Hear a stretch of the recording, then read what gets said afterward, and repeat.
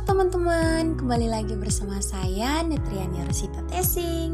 Di sini kita akan belajar bersama tentang keluarga.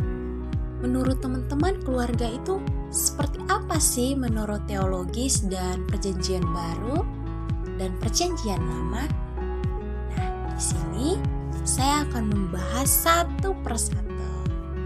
Kita akan mulai pertama itu tentang keluarga secara teologis dalam perspektif teologis keluarga Kristen. Di sini konsep dasar keluarga dalam teologi Kristen menekankan pada pentingnya hubungan antara anggota keluarga satu dengan anggota keluarga yang lain dan hubungan mereka dengan Tuhan Yesus Kristus itu sendiri. Menurut pandangan Kristen, keluarga ini adalah institusi yang diberkati oleh Tuhan sebagai tempat bagi berbagi kasih sayang, pertumbuhan iman, dan kehidupan rohani. Nah, dalam teologi Kristen ini, keluarga dianggap sebagai tempat di mana nilai-nilai agama dianjurkan dan dipraktekkan dalam kehidupan sehari-hari, dan juga generasi muda dibimbing dalam iman mereka, serta kasih dan perdamaian diaplikasikan dalam kehidupan sehari-hari. Nah, keluarga dipandang sebagai gereja kecil, di mana anggota keluarga dapat saling melayani, mengasihi, dan membangun satu sama lain dalam iman. Selain itu, keluarga dalam perspektif teologis Kristen juga dipahami sebagai tempat di mana persekutuan dengan Tuhan diperkuat melalui doa bersama, baca Alkitab, dan ibadah keluarga. Keluarga dipandang sebagai tempat di mana kehadiran Tuhan dirasakan dan dihargai dalam kehidupan sehari-hari.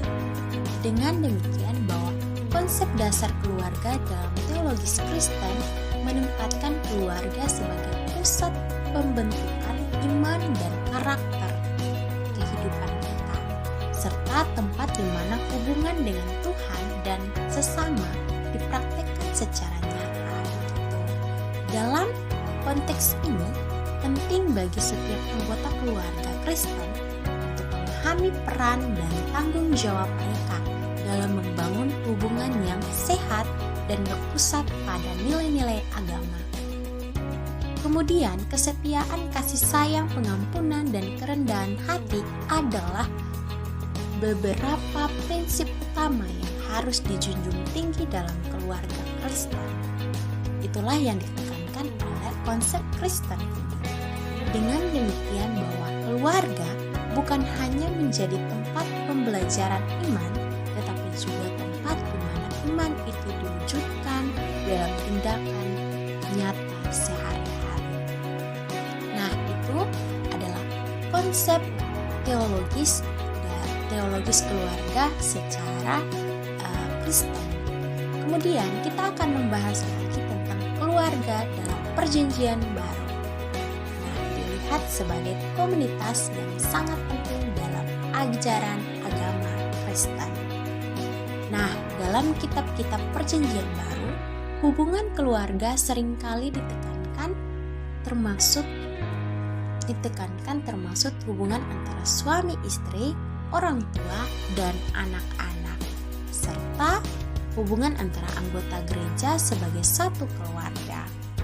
Nah, Perjanjian Baru tidak hanya menekankan pentingnya cinta kasih dan pengampunan dalam hubungan keluarga, tetapi juga memberikan panduan konkret bagi setiap anggota keluarga untuk saling mengasihi, menyayangi, dan mendukung satu sama lain.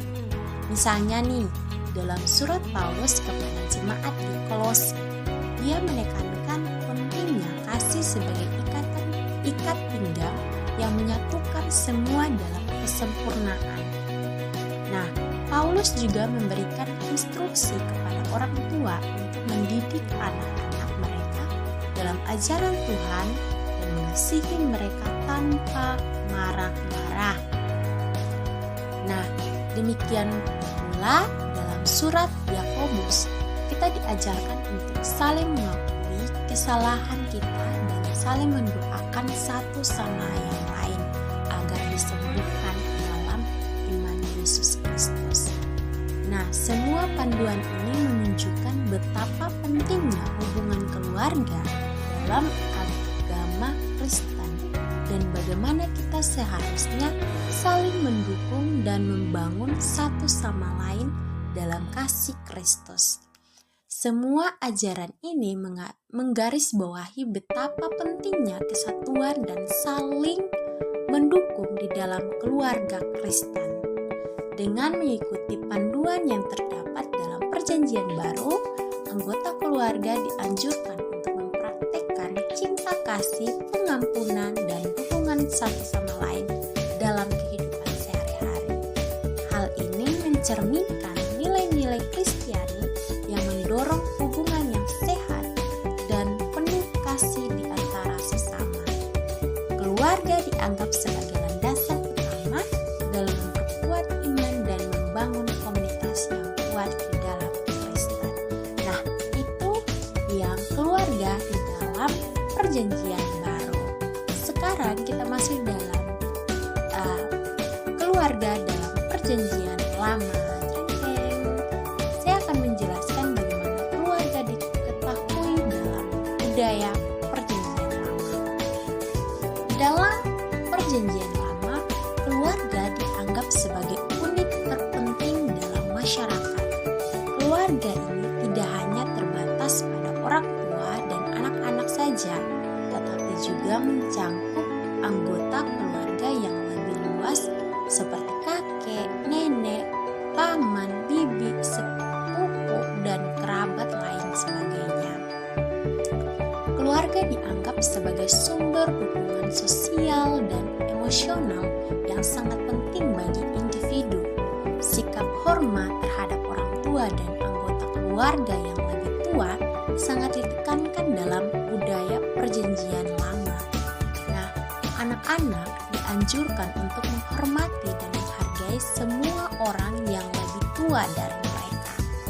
Hal ini mencerminkan nilai-nilai tradisional yang menekankan pentingnya melindungi dan merawat anggota keluarga.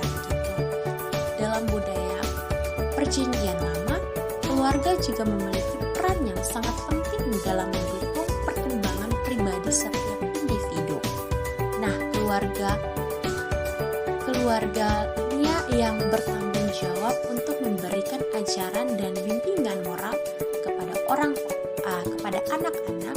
Selain itu, keluarga juga dianggap sebagai tempat di mana individu dapat merasa aman dan diterima apa adanya secara keseluruhan. Nah, di mana keluarga memiliki makna yang sangat dalam budaya Perjanjian Lama. Mereka membentuk basis utama dari kehidupan sosial dan membantu individu dalam menjalankan kehidupan mereka. Nah, keluarga juga dianggap sebagai tempat di mana nilai-nilai tradisional dan budaya dilestarikan dan disampaikan dari generasi ke generasi berikutnya. Kemudian, generasi muda dianjurkan untuk menghargai warisan budaya keluarga mereka dan menjaga tradisi yang telah ada selama bertahun-tahun. Hal ini membantu memperkuat hubungan antara generasi dan memperkuat identitas keluarga dalam budaya Perjanjian Lama. Itu adalah budaya Perjanjian Lama. Dan juga ada prinsip-prinsip dasar keluarga juga dalam Perjanjian Lama. Sebuah pandangan bahwa pernikahan dilihat sebagai suatu sakramen suci, di mana hubungan antara suami dan istri dipandang sebagai sesuatu yang ditakdirkan oleh Tuhan. Pernikahan sebagai sakramen menekankan pentingnya kesetiaan, cinta, dan komitmen dalam mendukung keberlangsungan keluarga. Sakramen pernikahan dianggap sebagai titik pusat keberlangsungan keluarga dan diharapkan dapat menjadi landasan yang kuat bagi keluarga dalam menghadapi segala tantangan dan cobaan dalam kehidupan sehari-hari.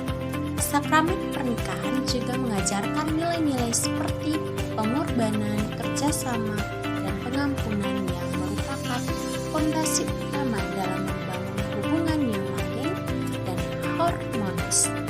Dengan memahami dan menerapkan prinsip dasar keluarga ini, diharap setiap anggota keluarga dapat saling mendukung, menghormati, dan mencintai satu sama lain dalam keadaan suka maupun duka.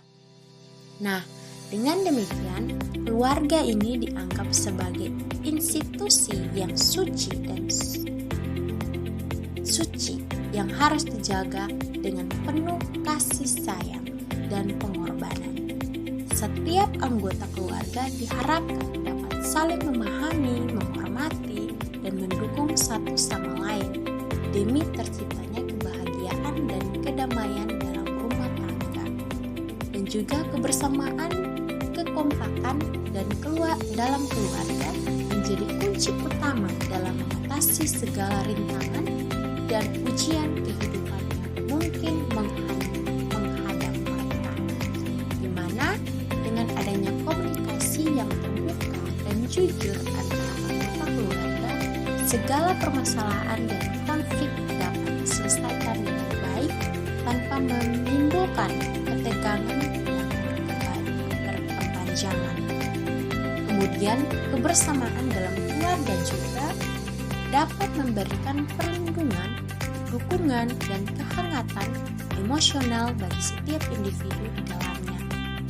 Prinsip dasar keluarga sebagai institusi yang suci menjadi landasan yang kokoh dalam membangun hubungan yang harmonis dan bahagia. Nah, itu adalah prinsip dasar keluarga dalam sebuah pandangan pernikahan dilihat sebagai suatu sakramen yang suci. Nah, itu sedikit penjelasan tentang pernikahan dan keluarga dalam perjanjian lama, perjanjian baru, dan teologis. Itu aja, dadah.